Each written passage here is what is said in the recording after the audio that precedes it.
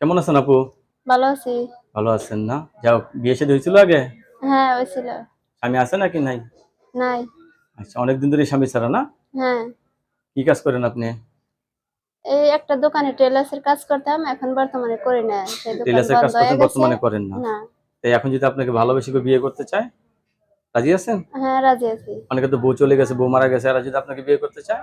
তাতে কোনো সমস্যা নেই। সে যদি আমার মনের মতো আমাকে বুঝে, তাহলে বিয়ে শাদী আপনাকে বসুন। বুঝতে হবে, আপনার ভালোবাসা বুঝতে হবে। হ্যাঁ, আচ্ছা, রান্না বান্না করতে পারেন তো? হ্যাঁ করতে পারি। এক ছেলে মেয়ে আছে আগে?